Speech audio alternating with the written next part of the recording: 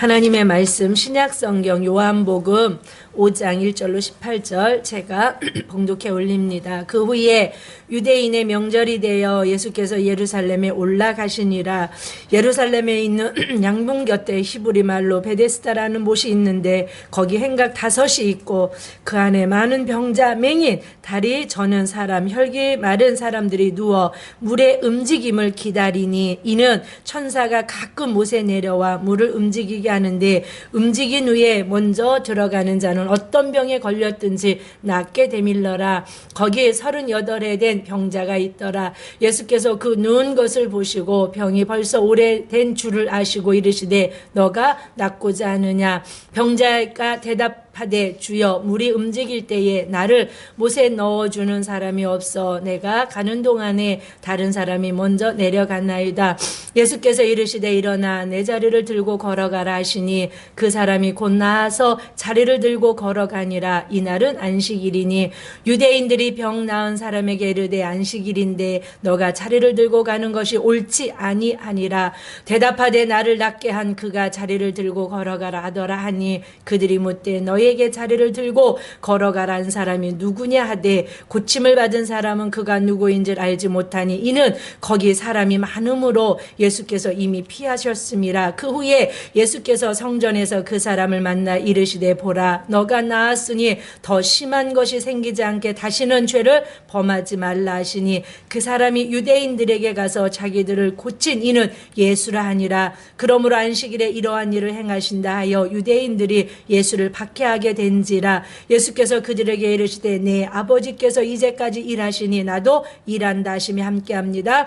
유대인들이 이로 말미암아 더욱 예수를 죽이고자 하니 이는 안식일을 범할 뿐만 아니라 하나님을 자기의 친아버지라 하여 자기를 하나님과 동등됨으로 삼으심이로라. 아멘. 할렐루야. 우리에게 은혜 주실 것을 믿는 믿음으로 저는 말씀을 선포하고 여러분들은 은혜를 주셨으니까 받는 여러분이 될 것을 제가 은혜 받을 여러분들을 믿고 함께 은혜를 나누겠습니다. 어느 부자가 로켓을 타고 막 날아가는 그 모습을 보고 벤츠 탄 사람이 와 나도 돈 더 벌어서 저 로켓을 타고 하늘을 날아갔으면 좋겠다라고 말했대요. 그랬더니 그 옆에 벤츠 옆에 똥차 탄 사람이 벤츠 탄 사람을 보고 아 나는 언제 돈 벌어서 저렇게 벤츠를 한번 타볼까 나도 한번 벤츠 타보고 싶다라고 똥차 탄 사람이 그렇게 부러워했대요. 똥차 옆에 있는 자전거를 탄 사람이 똥차 탄 사람을 바라보면서 아 나는 언제나 저 똥차락도 한번 타볼 수 있을까라고 자전거 탄 사람이 똥차 탄 사람을 부러워했다고 합니다. 자전거 탄 사람 옆에 누가 있었을 것 같아요? 맞아요. 뚜벅이가 열심히 뚜벅뚜벅 걸어가다 아유 나는 언제나 자전거라도 한번 타볼 수 있을까 라고 뚜벅이가 자전거 탄 사람을 부러워하면서 그렇게 말했다고 합니다. 그때 뚜벅이를 바라보면서 옆에 병원이 휠체어에 앉아서 고백했답니다. 나는 언제나 저렇게 걸어갈 수 있을까라고 고백을 했다고 하는데 우스갯소리예요? 자, 사랑하는 여러분, 이게 무슨 뜻이냐면 만족이 있다는 거예요? 만족이 없다라는 거예요? 로켓을 타고 하늘을 나르는 사람도 벤츠를 탄 사람도 똥차를 탄 사람도 제가 지금 타고 다니는 차를 제가 누가 물어보길래 벤츠라고 말을 해요. 제가 탄 차가 뭔 탄지는 모르시겠지만 한번 태워드릴게요. 어디냐 그래서 나의 벤츠로 내가 모셔다 드린다고 그러는데 벤츠 탄 사람도 똥차를 탄 사람도 자전거를 탄 사람도 휠체어를 탄 사람도 뚜벅이도 만족감이 없습니다. 이 세상 것으로는 누구도 무엇으로도 사람은 만족할 수 없는 이유를 전도서 3장 11절에는 사람은 영원한 것을 사모하게 창조하셨어요. 아멘. 그러니까 영원한 하나님, 영원한 하나님의 나라, 아니면 모든 인생은 무엇으로도 만족할 수 없는 삶을 살아갈 수밖에 없다라는 거예요. 저와 여러분들은 벤츠가 없어도, 날아가는 로켓을 타지 못해도, 뚜벅이여도, 휠체어에 앉아 있어도, 똥차를 타도 벤츠를 타도 저와 여러분들은 십자가 너머에 있는 영원한 나라를 보며 그 확신으로 만족하며 살아갈 수 있는 만족한 은혜를 여러분들이 누리며 살아갈 수 있기를 축복합니다. 아멘. 오늘 그 은혜가 저와 여러분 속에 부어지기를 또 축원합니다. 아멘. 오늘 본문의 내용은 38년 된 제목이, 소제목이 뭐예요? 5장 앞에 뭐라고 써 있어요? 오래된 병을 고치다라는. 오늘 본문은 예수님께서 요한복음서를 통하여서 당신의 신성, 즉 창조주 하나님으로서 구원자 되심을 당신 스스로가 증명해내는 7가지 세메이온 표적 중에 몇 번째 표적이에요? 몇 번째 표적이에요? 대답을 하셔야 돼요. 몇 번째 표적이에요?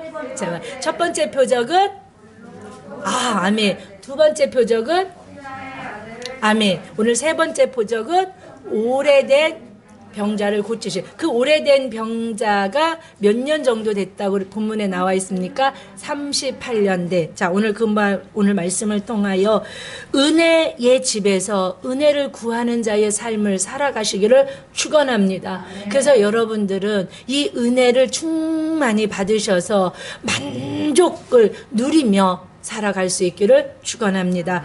오늘 5장 1절을 한번 읽어보겠습니다. 그 후에 유대인들의 명절이 되어 예수께서 예루살렘에 올라가시니라. 아멘. 그 후에, 그 후가 언제입니까? 그 4장이겠죠. 이제 그 갈릴리에서 1년 정도의 갈릴리 사역, AD 27년 4월부터 AD 28년 4월까지 건 1년 예수님의 갈릴리 사역에 대해서 요한은 뭐하고 있었어요? 침묵하고 있었죠. 침묵하고 있었어요. 그리고 그 다른 공관복음에 기록되어 있는 많은 기록들을 생략하고 딱 하나, 갈릴리 사역의 대표적인 한 가지 기적을 뭐를 기록했다고 말씀드렸죠? 왕의 신하의 아들의 거의 죽게 된 병을 고치시는 그 예수님의 그 의도는 뭐였어요? 표적 신앙을 따르는 갈릴리 사람들에게 무슨 신앙으로 성숙시켜 주고 싶으셨어요? 말씀 신앙으로 성숙시켜 주고 싶으셨어요. 제가 지난주 하다 안 난 것이 4장에 보면 4장 45절을 보면 4장 45절 보이셔요? 네, 이렇게 말합니다. 갈릴리에 이르시니 갈릴리인들이 그를 뭐하니? 영접하니. 이는 자기들도 명절에 갔다가 예수께서 명절 중 예루살렘에서 하신 모든 일을 보았음이로라. 이게 제가 왜 지난주에 좀 빼먹었냐면 사도 요한이 지금 그 갈릴리 사람들의 표적 신앙을 고발한다고 그랬잖아요. 이 45장에서 느낄 수 있는 뉘앙스가 뭐냐면 지금 오직 하나 갈릴리 사람들을 대표한 이 표적 신앙으로 살아가는 왕의 신하의 그 신앙에 대해서 고발하면서 갈릴리 사람들의 표적 신앙을 함께 고발하면서 뭐라고 하냐면 예수님을 환영한다는 건 뭐냐면 영접한다는 건 뭐냐면 예수님이 갈릴리에 오는 것을 지금 뭐 하는 거예요? 기뻐하며 환영하고 있는 거예요. 근데 예수님을 환영하는 이유가 뭐예요? 그들이 뭘 봤기 때문이에요? 예수님이 예루살렘에서 하셨던 표적들을 보았기 때문에 예수님이 또 갈릴리에 오시네. 그리고 갈릴리 가나에서 이루셨던 그 기적을 본 사람들이잖아요. 그러니까 이들은 지금 예수님이 오시는 걸 통하여 뭘 기대하고 있어요? 또 무언가 기적과 이적을 베푸실 것을 기대한다라는 것을 사도 요한은 고발하고 있고 그 대표적인 인물로 한 사건을 통하여 왕의 신하의 표적을 구하는 사건, 내려오소서, 죽기 전에 내 아들을 고쳐주소서. 자기의 신앙의 관점, 무한하신 죽은 자도 살리실 수 있고 어디에서도 말씀만 하시며 다만 말씀만 하옵소서 내 종이 낫겠사옵나이다 라는 백부장의 그런 믿음과 반대되는 그런 표적신앙으로 살아가는 그들을 고발하는. 그래서 목사님이 사도 요한이 그 갈릴리 사람들을 고발한다고 그랬는데 무슨 근거로? 라고 혹시 생각하시는 분이 행여 있을까봐 제가 일주일 동안 잠이 안 왔어요. 이야기하고 싶어서. 이 45절을 제가 집에 가서 원고를 보니까 빼먹었더라고요. 이 45절에 지금 사도 요한은 이 갈릴리 사람들이 표적을 구하는 그 신앙을 은근히 고발하고 있는 모습을 볼 수 있다는 거예요. 자, 이런 그 일들. 갈릴리에서 이 가버나움에서 온 왕의 신하의 아들을 고치신 그 일이 있은 그 후에 유대인의 뭐가 되었어요? 명절이 되어서 예수께서 예루살렘으로 올라가신다고 오늘 본문에 하고 있어요. 어떤 명절인지 성경에 나와 있지는 않아요. 그런데 저와 여러분들이 추측할 수 있는 게 예수님께서 이 4장 35절을 보면 우리 4장 35절을 한번 볼까요? 시작. 너희는 넉 달이 지나야 추수할 때가 이르겠다 하지 아니하느냐. 아멘. 여기까지만. 지금 예수님께서 이 역사들을 이 사마리아 여인과의 그런 역사와 또 사마리아 사람들에게 말씀을 전하시고 그 사마리아 성읍을 말씀 신앙으로 견고하게 세워주시고 그 지역을 떠나 갈릴리로 가실 때 그 전에 사마리아에 계실 때 그들에게 뭐라고 하시냐면 넉 달이 지나야 이제 추수할 때가, 이 추수 때가 끝나면 6월절이에요. 그쵸? 그러니까 6월절은 태양력으로 우리나라가 지키는 이 태양열로 보면 4월쯤이에요. 그러니까 지금 예수님께서는 사마리아가 있을 때 언제냐면 12월 중순 지금쯤이에요. 그리고 넉 달 후에 뭐가 있는 거예요? 지금 6월절이 있는 거예요. 그래서 이 5장 1절에 그 후에 유대인의 명절이 되어 예루살렘으로 올라간 이 명절에 대해서 성경은 밝히지 않고 있어요. 그리고 제자들과 또 함께하고 있는 모습도 찾아볼 수 없어요. 그런데 추측할 수 있는 건 예수님께서 그 사이에 어떤 다른 절기로 예루살렘에 올라간 것이 아니고 예수님께서 12월 중순경에 이제 앞으로 넉 달이 되어 추수할 때 그 추수가 끝나면 뭘 지킬 수 있냐면 6월절을 지킬 수 있으니까 지금 5장 1절에 유대인의 명절은 어떤 명절일 가능성이 높아요? 6월절일 가능성이 높다는 거예요. 그 6월절을 지키시기 위하여 성경에 하나님은 법으로 모든 남자들에게 뭘 지키라고 말씀하셨냐면 명절, 절기를 지키라고 말씀하셨어요. 매번 남자들은 매년 1년에 3번은 예루살렘으로 반드시 올라가서 절기, 명절을 지키라고 말씀하셔 놓으셨어요.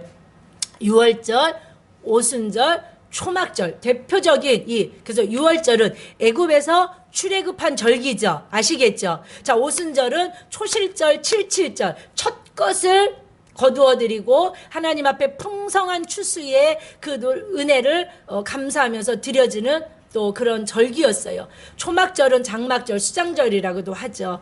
그래서 추수가 끝난 후에 광야로 나아가서 출애굽 시켜주심으로 광야에서 그들이 40년 동안 하나도 해함이 없도록 의복이 해하지도 않고 발이 부르트지도 않고 부족함이 없도록 지켜주신 은혜를 기억하면서 그쵸? 텐트를 치고 광야에서 생활하는 그 절기를 지키는 이 3대 절기를 꼭 남자라면 지키게 하셔서 예수님께서는 예수님 생애 가운데 이 절기 때마다 절기를 지키러 예루살렘으로 올라가시는 12살에 올라가셔서 그 절기를 지키는 것도 성경에 나와 있듯이 예수님의 공생의 주간을 6월절을 한 4번을 지내세요. 근데 3번은 그 절기를 지키시러 예루살렘으로 올라가셨지만 한 번 초막절에는 올라가지 않으시고 제자들 먼저 올라가라시고 나중에 은밀히 성경에 보면 은밀히 혼자 올라가시는,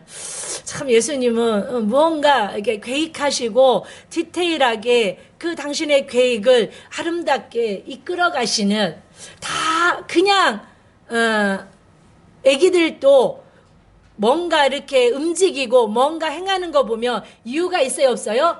이유가 있어요. 민준이가 짜증내는 이유가 있고 하율이가 화내는 이유가 있어요. 물어보면요, 다 타당한 이유가 있어요. 쟤는 왜 버릇없이 짜증내? 이게 아니에요. 들여다보면 이유가 있어요. 하물며 하나님 주님의 그 모든 행보 속에는 이유 없는 움직임과 한 발걸음에도 없다는 것을 잘 기억하면서 예수님 하나님께서는 3대 절기를 반드시 지키라고 출애굽기 23장 14절에 3대 절기를 반드시 지켜라. 그리고 신명기 16장 10절로 17절에 보면 절기를 이렇게 지켜라. 절기를 지키는 방법에 대해서 말씀하고 있습니다. 하나님을 기억해. 아멘. 누구를 기억해요? 자, 눈으로 예배를 드리시면서 자, 누구를 기억해? 하나님을 기억해. 그리고 이웃을 기억해. 누구를 기억해요? 이웃을 기억해. 근데 그 네 이웃 속에 누가 있어? 레위인이 있어. 과부가 있어. 고아가 있어. 객들이 있어. 그들과 함께 기쁨과 즐거움으로 나누며 베풀며. 아멘. 그래서 저희도 이 성탄의 계절에 많이는 할 수 없지만 찾아다니면서 교회를 못 오시니까 찾아다니면서 작은 선물과 또 작은 또 이렇게 구제를 그렇게 하게 하시고 또 자발적으로 교회 안에서 또 성도님도 그런 손길을 베풀어 주셔서 얼마나 감사한지 몰라요. 성탄절이니까 나만 선물 받아야지. 나 뭐 선물 누가 안 주나가 아니라 또 명절이잖아요. 우리 귀한 감사절기를 지내면서 레위인들을 기억하고 고아, 과부, 객을 기억하면서 그들과 함께 너만 즐거워하지 마라고 이렇게 신명기 16장 10절로 17절을 통하여 절기를 지키는 명절을 지키는 방법에 대해서 말씀하시고 또한 하나님께서는 출애굽기 34장 22절로 24절을 통하여 하나님께서는 명하셨으니까 뭐가 있겠어요? 약속이 있겠죠. 그쵸? 명령과 약속으로 하나님 말씀은 이루어졌잖아요. 그러니까 명령하셨잖아요. 너희는 이렇게 지켜야 돼. 그리고 반드시 지켜요. 그러면 뭐가 있겠어요? 약속이 있겠죠. 그 절기를 지키는 자들에게 주시는 그 약속은 장막에 너의 삶의 지경, 너의 축복의 지경을 넓혀줄 거고 너를 해할 자가 없도록 너의 모든 삶의 장막에 너의 삶의 모든 영역 속에 내가 안전하게 내가 그 원수들이 너를 어찌할 수 없도록 내가 지켜줄 거라고 네 삶에 있는 모든 원수들을 쫓아내줄 거라고 약속하고 계시고 아무도 내 땅을 탐내지 못하도록 즉 아무도 네 복을 빼앗지 못하도록 복을 받는 것도 중요한데요. 복을 지켜주시는 은혜도 얼마나 중요한지 모릅니다. 아멘. 자, 사랑하는 여러분, 이렇게 예수님은 이 명절을 지키시기 위하여 예루살렘으로 올라가심으로 오늘의 역사는 시작됩니다. 자, 2절, 2절 다 큰 소리로 한번 다 읽어보겠습니다. 조시는 분들 일어나셔서 자, 5장 2절 한번 읽어보겠습니다. 시작, 큰 소리로 시작.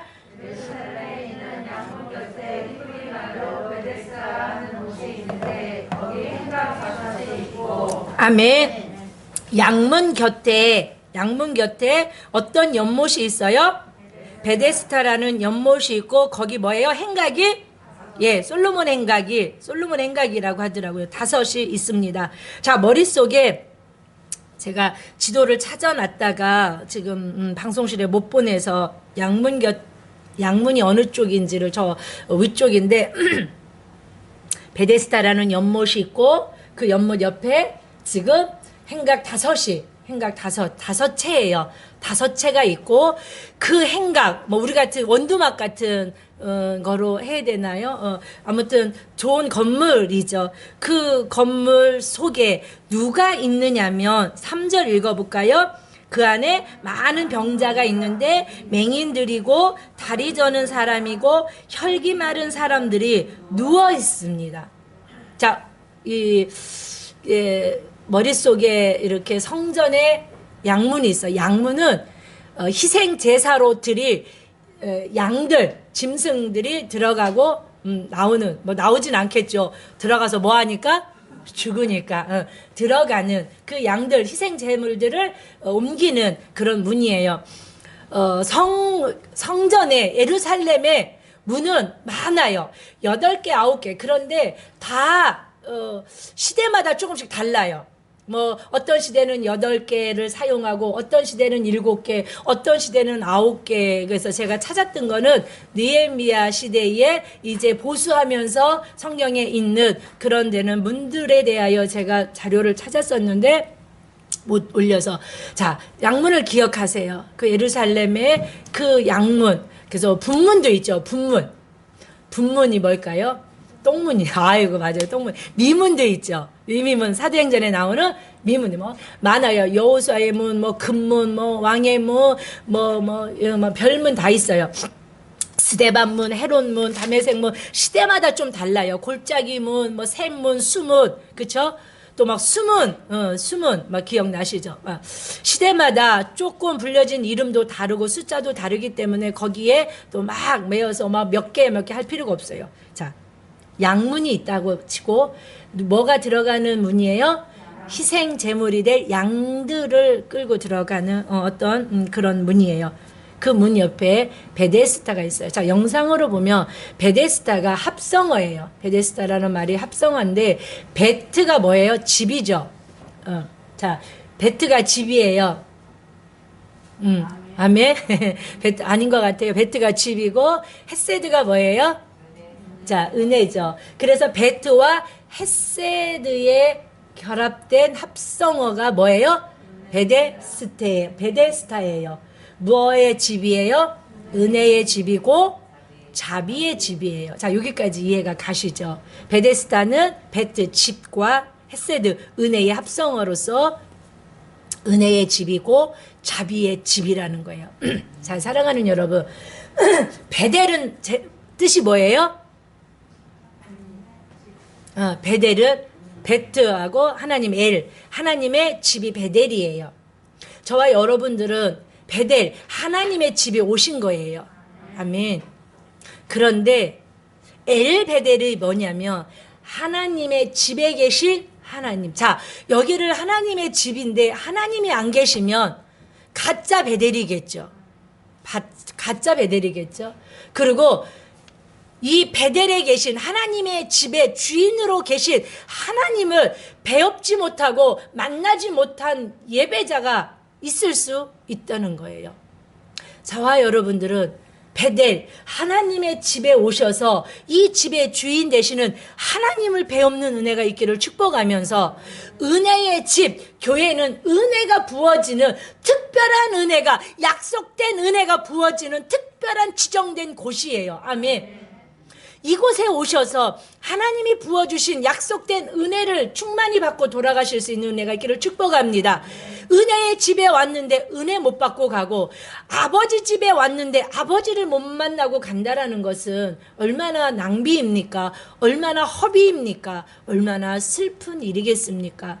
사랑하는 여러분, 오늘 이 베데스다 연못 양문 곁에 있는 핵심이 베데스다예요. 베데스다가 무슨 집이라는 거예요? 은혜의 집이에요.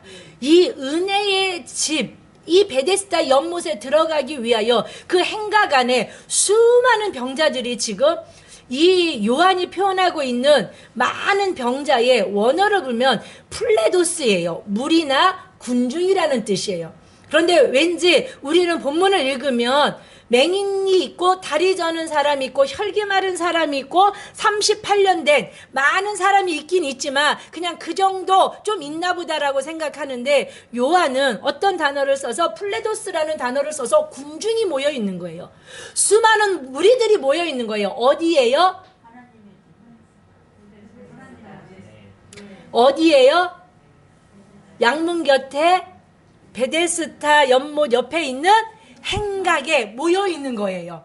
자, 그 모여 있는 이유가 뭐예요? 가끔 천사가 내려와서 물이 동할 때 천사가 왔다라는 보이지 않는 그 존재가 내가 왔어라고 그런 그 물이 움직이겠죠. 물이 어떻게 움직이지는지는 모르지만 물이 움직일 때 이 사람들 중에 막 그 연못으로 베데스다 연못으로 가서 일바로 일등으로 그 물에 들어가는 사람은 어떤 병이든지 다 낫는 역사가 있다는 거예요. 어떤 전승이에요. 성경이 아니고 말씀이 아닌데 천사니까 하늘의 어떤 존재겠죠. 특별한 어떤 하나님의 또 은혜일 수도 있지만 이들은 그렇게 전해오는 긴 세월 동안 어디서부터 나온 건지는 모르지만 이들은 그 전승을 믿고 그 소문을 믿고 그곳에서 혈기 마른 자, 다리 저는 자, 맹인들이 수많은 군중들이 모여서 물이 동하기만 사시가 될 것 같아. 언제 올지 모른다고 그랬잖아요. 그러니까 그 물이 어떻게 흔들릴지 언제 흔들릴지 모르잖아요. 그냥 눈이 빠지도록 눈이 막 사시가 되도록 집중하고 쳐다보고 있겠죠. 자, 사랑하는 여러분, 그러면 이 베데스다 연못은, 베데스다는 무슨 집이라고 말씀드렸어요? 은혜의 집이에요. 은혜는 값없이 거저 주어지는 하나님의 호의예요. 그래서 은혜는 헬라어로 카리스고 히브리 말로 헤세드예요. 자, 은혜 영어로는 뭐예요?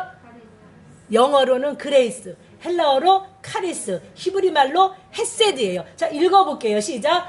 호의, 친절을 받음으로 인한 즐거움, 감사의 마음이 드는 것. 자, 보세요. 이렇게 읽어야 돼요.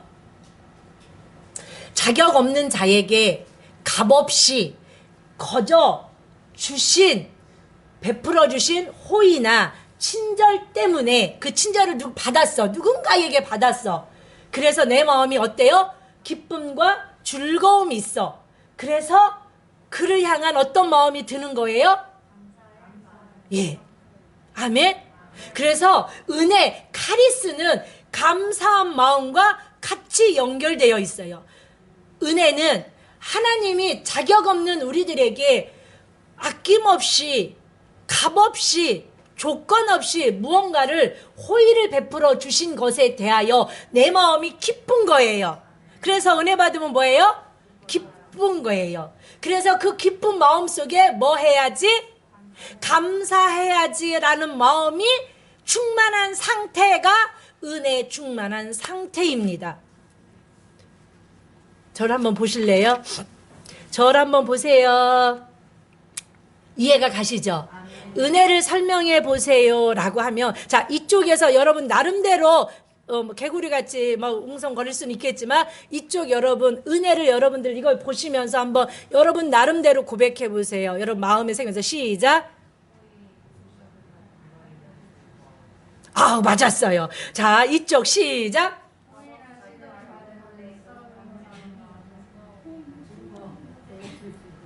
자, 서 목사님, 자, 이 은혜에 대해서 한번 목사님이 대표로 한번 해보겠습니다. 시작. 자, 제가 대표로 하시래요. 목사님이 양보하셨어요. 자, 보세요. 은혜는 히브리 말로 헬라어로. 자, 보세요. 자격 없는 우리들에게 값없이 호의나 친절을 베풀어 주셔서 내 마음이 어떤 상태냐면 기뻐서, 기쁘니까 은혜를 주신 분한테 뭐 해야지? 감사해야지 라는 마음이 충만한 상태가 은혜의 상태예요.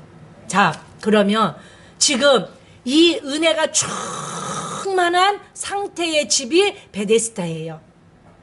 그런데 여러분들이 상상해 보세요. 이 베데스다 연못이 은혜가 충만한 상태일까요? 아비 귀환의 지옥 같은 상태일까요? 왜요? 네, 병자들 뿐인 게 중요하기도 하겠지만 지금 이 병자들이 다 어떤 관계예요? 경쟁의 관계예요. 왜? 내가 들어가기 위해서는 제가 못 들어가야 돼요. 제가 들어감으로 내가 못 들어가요. 그러니까 은혜의 집에 그들이 은혜의 집을 사모하고 은혜의 집을 찾아야 되는데 은혜가 충만한 상태가 아니야. 하나님이 거저주신 은혜를 구해서 하나님 내가 저 연못으로 일바로 못 들어가도 하나님의 백성들에게 거저 부어주시는 은혜를 내 있는 곳에 부어주시면 내가 연못에 들어가지 않아도 나는 고침을 받을 수 있습니다라는 그 은혜를 구하여서 있는 곳에서 그들이 치유받으면 되는데 그 은혜를 구하지 않고 살아갑니다. 사랑하는 여러분, 오늘 이 38년 된 자는 고침을 받아요, 못 받아요? 받아요. 이 아비기안 같은 이 현장 속에서 이에게 은혜를 줘요. 이에게 은혜를 주면 이에게 준 은혜는 어떤 은혜예요? 말해보세요. 시작. 자격은 없는데 하나님께서, 예수님께서 값없이 은혜와 호의와 친절을 베풀어 주신 그 은혜를 받는 거예요. 아멘. 어떤 은혜를 받았는지 부지런히 갑니다. 첫 번째, 값없이 베풀어 주신 은혜가 뭐냐면 감찰해 주시는 은혜예요. 아멘. 자, 사랑하는 여러분, 이제 쭉 보면 3절도 읽었고 4절도 가끔 못에 내려와 물을 움직이게 하는데, 그쵸? 어떤 병에 걸렸든지 낫게 되밀러라. 그리고 거기 누구도 있어요? 38배 된 병자도 있어요. 자, 6절을 읽겠습니다. 시작.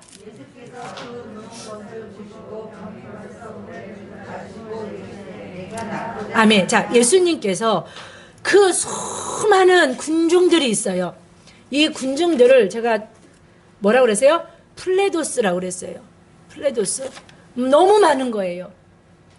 근데 그 중에 지금 예수님이 딱 한 사람을 쳐다보고 있어요. 누구예요? 38년 오래된 병을 앓고 있는, 무슨 병인지는 알 수 없지만 원래 언어로 들어가면 이렇게 뭐 사지가 좀 마비되는, 지금으로 보면 심근경색, 뭐 중풍, 뭐 그럴 걸로도 해석도 하는데 알 수 없어요. 그에게 하나님이 은혜를 베풀어 줘요. 카리스를 베풀어, 헤세드 은혜, 호의를 베풀어 주셔요. 근데 그 호의가 첫 번째 감찰해 주시는 은혜예요. 자, 여러분 사복음서를 보면 예수님이 기적을 베푸실 때 첫 번째 액션이 있어요. 뭘까요?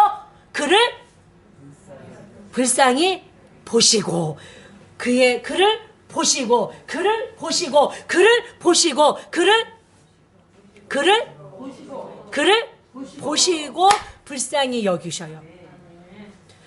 하나님이, 주님이 우리를 봐주시는 은혜, 얼마나 은혜인 줄 몰라요.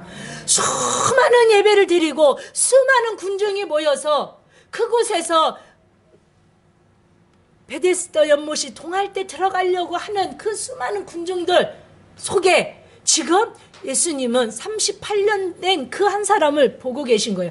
이 시간에도 주님은 저를 보시고 여러분들을 보고 계시는 감찰하시는 은혜가 있기를 축복합니다. 보실 때 계시록에 보니까 예수님의 눈이 어떤 눈이세요? 불꽃. 무슨 눈? 불꽃 같은 눈이에요. 불꽃 같은 눈이 무슨 뜻이냐면 심장폐부를 아시는 거예요. 너의 행위의 동기의 여부를 아시는 거예요. 네가 어떤 이유로 한숨을 짓고 울고 있는지 꿰뚫어 보시는 거예요. 머리털 하나도 세심바 되시는 우리 주님께서 불꽃 같은 눈으로 이유를 알고 계시는 거예요. 네가 억울한 이유를, 네가 슬픈 이유를, 네가 아픈 이유를 다 알고 계시는 거예요. 생활을 보시고 마음의 깊은 곳까지 살펴보시고 사람의 양심도 보신다고 성경은 기록하고 있어요. 시편 11편 4절에 보니까 그 눈이 인생을 통촉하시고 그 안목이 저희를 감찰하시되, 잠언서 15장 3절에 보니까 여호와의 눈은 어디서든지 악인도 보시고 선인도 감찰하신다고 있어요. 그러니까 이게 죄질 때도 보고 계시고, 그래서 요셉은 아무도 없는 곳에서 죄를 짓지 않아요. 왜요?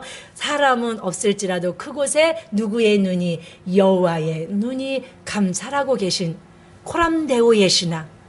주님이 보고 계시고 나는 주님 앞에, 하나님 앞에 살고 말씀 앞에 살고 있다라는 그 믿음으로 죄를 짓지 않았던 것처럼 자, 사랑하는 여러분, 보고 계시는 주님을 그것이 얼마나 큰 은혜인지 믿으시기를 축복합니다. 두 번째 베풀어 주신 은혜가 뭘까요? 병이 벌써 오랜 줄 아시고, 헬라어는 기노스코인데 제가 구약을 설명하면서 이 안다라는 것을 야다라고 많이 말씀드렸어요. 야다, 헬라어는 기노스코, 관찰과 경험을 위해서 아시는 것을 가리켜요. 신약에서도 요셉이 마리아를 알지 못한 상태를 표현할 때 이 기노스코를 쓰는데 뭐냐면 남녀와의 성적인 관계를 말할 때도 이 구약의 야다를 써요. 그러니까 뭐냐면 내가 경험으로 그 사람을, 나는 문재인 대통령을 알아요. 이럴 땐 야다를 쓰거나 기노스코를 쓰면 안 되겠죠. 나는 그를 관계적으로 관계를 맺어서 나랑 깊은 어떤 친척이든 가족이든 그래서 아는 게 아니고 어디서 봐요? 맨날 TV에서밖에 못 봐. 뉴스에서밖에 못 봐. 예. 그런데 제가 우리 가족, 남편을 알고 우리 아이들을 알고 여러분들을 아는 건 야다예요. 기노스코예요. 주님은 알고 계신 거예요. 알아주고 계신 거예요. 시편 147편 4절 5절 한번 읽어볼까요? 시작. 그가 별들의 수요를 세시고 그것들을 다 이름대로 부르시는도다. 우리 주는 위대하시며 능력이 많으시며 그의 지혜가 무궁하시도다. 자, 4절 한번 펴놓을까요? 제가 너무 좋아하는, 하늘의 별이 몇 개인지도 모르시죠, 여러분? 창조 안 하셔서 몰라요. 그런데 우리 주님은 하늘의 별의 숫자를, 그런데 그것까지는 내가 이해해. 뭐니까? 창조주시니까, 그의 능력이시니까. 그런데 그 별들의 이름을. 여러분, 그래서 뽕나무에 올라갔던 키 작은 누군가를 부를 때 예수님이 누구야 불러요? 사개오. 깜짝 놀랐어요. 어떻게 내 이름을 알지? 어떻게, 여러분, 하늘의 모든 별들의 이름을 알고 계시는 분이 어떻게 하율이의 이름을 모르고 민준이의 이름을 모르고 이준이의 이름을 모르고 하은이의 이름을 모르고 여러분들의 겸선씨의 이름을 모르고, 내가 아무리 미진이라고 그래도 내가 미직인 걸 주님은 아시고, 예, 내가 아무리 알밤이라고 불러도 이 알밤이가 유정인 걸 아시고, 아멘, 아시는 거예요. 주는 위대하시고 전능하시기 때문에 그 주님이 여러분들의 모든 걸 아셔요. 사정을 아셔요. 형편을 아셔요. 눈물을 아셔요. 시편 139편 2절로 4절. 주께서 나의 안고 일어섬을 아시며 멀리서도 나의 생각을 통촉하시며.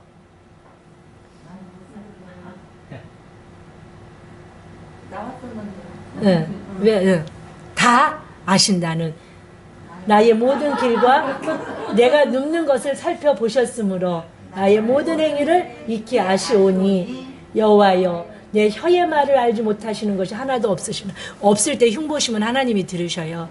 없을 때 욕해도 하나님이 들으셔요. 없을 때 교회 뭐 봐도, 없을 때 사람 욕해도 하나님은 들으셔요. 네 혀의 말을 알지 못함이 하나도, 한숨 쉬고 원망하고 불평한 거 골방에 숨어서 이렇게 해도 주님은 묵별들의 이름을 다 알고 계시는 주께서 우리의 나의 혀의 말을 어찌 알지 못함이 없겠습니까? 다 아시는 은혜인 줄 믿습니다.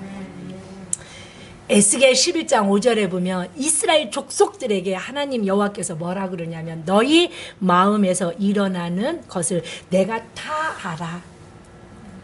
겉으로는 막 하나님을, 여호와를 제사하고 예배하는 것 같은데 이 이스라엘 족속들이 이 마음에 끊임없이 올라오는 자만과 교만과 우상을 향한 그 마음을 내가 다 알아. 주님을 향한 선한 마음도 알지만 내 안에 있는 미움, 시기, 겉으로는 아닌 것 같지만 내 안에 더럽고 추악한 모든 것들을 내가 다 알아 라고 말씀하고 계시는 거예요. 자, 세 번째 은혜는 그 38년 된 환자의 마음속에 거룩한 소원을 품게 해주시는 은혜입니다. 다시 소망을 불어 넣어주시는 은혜를 이에게 베풀어 주셨습니다. 자, 사랑하는 여러분, 6절 한번 우리 지금까지 들은 은혜를 생각하면서 읽어볼까요? 6절 시작. 예수께서 그 누운 것을 보시고 병이 벌써 오래인 줄 아시고 이르시되 너가 낫고자 하느냐. 이 사람에게 처음에 병이 들었을 때 낫고자 하는 소망과 이 소원이 있었을까요? 없었을까요? 있었겠지요. 그런데 왜 없어졌을까요? 너무 오래됐고 이 베데스다 연못에 물이 동할 때를 행각에 비스듬히 누워서 아주 누워있는 모습이 아니고 유대인들이 밥 먹을 때 이렇게 비스듬히 누워있는 상태예요. 원어로 보면. 그래서 비스듬히 누워갖고 그냥 베데스다 연못을 바라보고 내가 죄를 이겨야 돼. 죄보다 먼저 가야 돼. 그러고 보면 아비규환 막 지옥 같은 생활을 하다. 뭔가 은혜를 구하지 않고 내가 뭔가를 하려고 애쓰고 힘써서 병을 낫고 애쓰고 힘써서 뭔가를 얻어내려고 막 하다. 이 마음에 있었던 소망, 마음에 있었던 거룩한 비전, 하나님의 꿈인 나의 비전이 되었던 것들이 고난이 길어지고 아픔이 길어지니까 내 안에서 다 어떻게 돼요? 사그러져 버려요. 없어져 버려요. 그때 주님이 오셔서 터치해 주시는 거예요. 네가 낫고자 하느냐? 그러면 여러분처럼 한마디만 하면 돼요. 너 낫고 싶어? 이렇게 하면 돼요. 그런데 이 환자는 대답이 이상해요. 7절에 이렇게 말해요. 병자가 대답하되 주여 물이 움직일 때에 나는 못에 넣어주는 사람이 없어 내가 가는 동안에 다른 사람이 먼저 내려가나이다. 이상하잖아요. 네가 낫고자 하느냐 그러면 예스 하면 되잖아요. 아멘 하면 되잖아요. 그런데 한 해 한 해 지나면서 이 사람 마음속에 거룩한 소원은 현실과 부딪히면서 사그러져 버리고 사라져 버렸어요. 그리고 뭐가 남냐면 패배의식이 남아요. 그 패배를 통하여 변명과 원망만 그 마음에 가득한 거예요. 이제 거룩한 소망 같은 건 없어요. 거룩한 소원 같은 건 없어요. 하나님의 꿈이 나의 비전 같은 거는 없어요. 사랑하는 여러분, 이게 원죄예요. 여러분, 창세기에 보면 아담과 하와가 하나님이 올컹달컹 살다가 따먹지 말라라는 선악과를 하와를 통하여 아담과 같이 따서 먹어요. 근데 그 죄를 누구에게 묻냐면 아담에게 물어요. 왜 아담에게 묻냐면 아담에게 먼저 명하셨어요. 지키라고. 선악을 알게 하는 나무의 열매를 먹지 말라. 너가 먹는 날에는 반드시 죽으리라. 2장 17절에 하와가 아닌 아담에게 맡기셨어요. 그래서 그 맡긴 자에게 책임을 아담에게 하나님은 물으셔요. 내가 너에게 먹지 말라 명한 그 나무의 열매를 너가 먹었느냐라고 물어봐요. 3장 11절에. 그러니까 맡기시면 반드시 책임을 묻습니다. 저도 목회자로서의 담임으로서 맡겨주셨어요. 그리고 주님은 내게 책임을 묻습니다. 여러분들도 주님이 여러분들에게 어떤 사명을 주고 어떤 책임을 맡겨주실지라도 여러분들에게 책임을 묻는 날이 옵니다. 아멘. 그래서 네가 먹었느냐고 물어요. 그러면 한마디 하면 돼요. 뭐라고요? 예, 먹었으니까. 그런데 아담이 이런 대답을 해요. 주님의, 예수님의, 하나님의 질문에 11절의 질문에 12절의 생각도 안 하고 이렇게 말해요. 하나님이 주셔서 나와 함께 있게 한 여자, 그가 그 나무 열매를 내게 주므로 내가 먹었나이다. 잘 들어보세요. 지금 아담은 그 선악과를 따먹는 죄를 졌어요. 그래서 주님이 네가 먹었어? 내가 너한테 먹지 말라고 그랬잖아. 내가 너한테 맡겼잖아. 근데 왜 너 먹었어? 라고 물어보면 예, 먹었어요. 죄송합니다. 라고 하면 돼요. 근데 뭐 하는 거예요? 핑계대고 변명하는데 하나님의 잘못이 한 60%예요. 뭐라고 하냐면 당신이 주신 그 여자가 나를 자, 플러스를 따질 수는 없어요. 성경이 없으니까. 하나님의 책임이 60%고 여자의 책임이 20%라면 자기의 책임은 10%예요. 10%? 20% 정도. 그런데 그것도 자기는 입장이 뭐 한 거예요? 억울한 거예요. 지금 이 베데스다에 38년 된 자는 네가 낳고자 하느냐? 그럼 뭐라고 하면 돼요? 예 하면 돼요. 예스, 아멘, 낳고 싶어요 하면 돼요. 그런데 이는 지금 사람들을 탓을 해요. 무슨 어떻게 탓해요? 나를 넣어주는 사람도 없어. 그래서 저 사람 때문에 내가 치료를 못 받아서 38년 동안. 그리고 나보다 쟤가 먼저 가. 그러니까 내가 고침을 못 받은 건 쟤가 먼저 갔기 때문이야. 패배의식으로 가득 차서 내가 지금 아픈 거 누구 때문이야? 내가 지금 속상한 거 누구 때문이야? 내가 지금 망한 거 누구 때문이야? 근데 내 잘못도 있기는 있어. 조금 있어. 근데 그거는 누구 때문에? 저들 때문에 내가 이런 피해를 받고 저들 때문에 내가 이런 손해를 봤어. 그래서 자기 죄를 인정은 하지만 그게 뭐 한 거예요? 억울한 거예요. 내 안에 우리 안에 이런 마음이 다 있는 줄 믿습니다. 사랑하는 여러분, 소원과 소망을 향한 강력한 의지가 주님은 있기를 바라시는 줄 믿습니다. 네가 낳고자 하느냐? 여긴 은혜의 집이야. 네가 낳고자 하는 열망이 있으면 내가 너를 고쳐주면 돼. 아멘이십니까?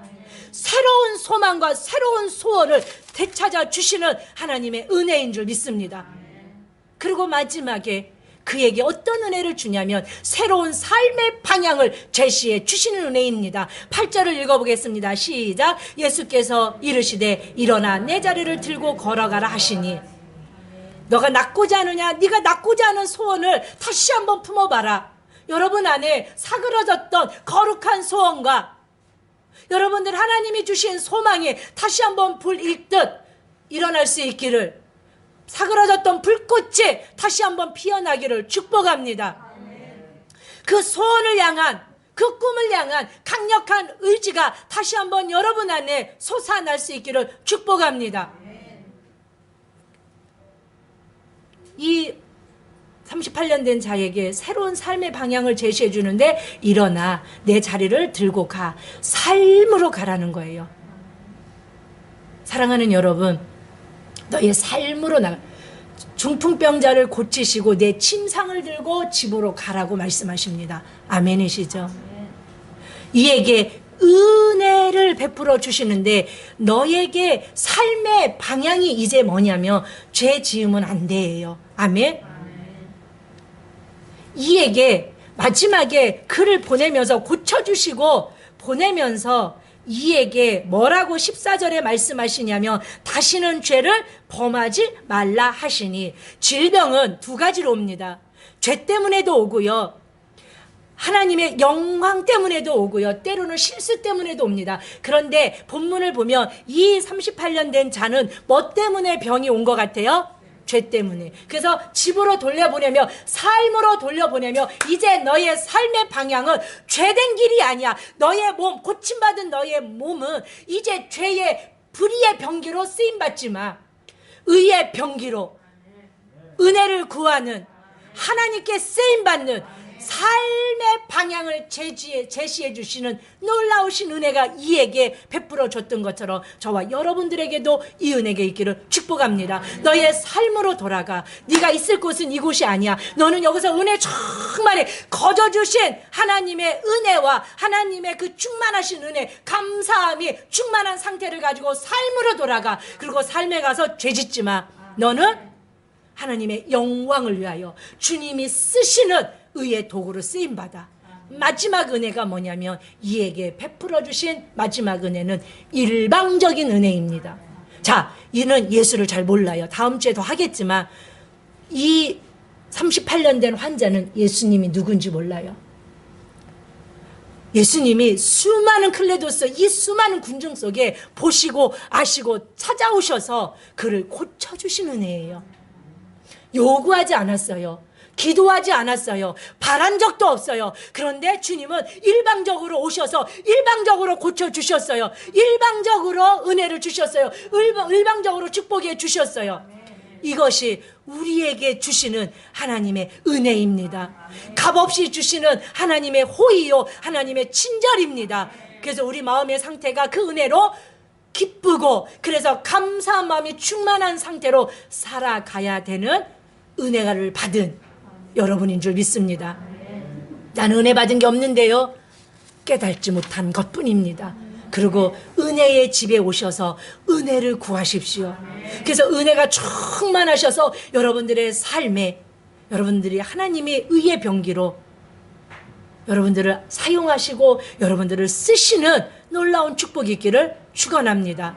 이 일로 인하여 안식일 논쟁으로까지 이어집니다. 이건 다음 주에 하기로 하고, 이 시간 여러분, 저와 여러분 은혜를 구하는 그런 삶이 되기를 원합니다. 베데스다 은혜의 집입니다. 그런데 그들은 은혜의 집에서 은혜를 구하지 않았습니다. 그들 안에는 너무나 많은 패배와 실패와 원망이 가득 채워집니다. 그래서 예수님이 낫고자 하느냐고 물었을 때도 그는 선뜻 아멘, 예, 내가 낫기를 원합니다라고 대답할 수 없었습니다. 주님, 혹시 이 시간 말씀을 듣는 우리 가운데 내 안에 이 38년 오래된 환자처럼 내 안에 누군가를, 무엇인가를 원망하며 누군가를 탓하며 패배의식과 절망 속에 하나님의 꿈이 나의 비전이 되었던 그 많은 거룩한 소원들과 소망들이 사그러지진 않았는지, 그래서 내 안에 그냥 원망으로만 가득하진 않았는지 돌아보게 하시고, 은혜의 집에 왔사오니 하나님께서 거저 베풀어 주시는 은혜를 구하고 은혜를 받는, 그래서 은혜가 충만한, 그래서 의의 도구로 삶 속에서 아버지께 쓰임받는 우리 교회와 교회된 귀한 성도들 다 되어지게 하여 주시옵소서. 이 은혜는 일방적인 은혜입니다. 주님이 누군지 잘 몰랐습니다. 구하지도 않았습니다.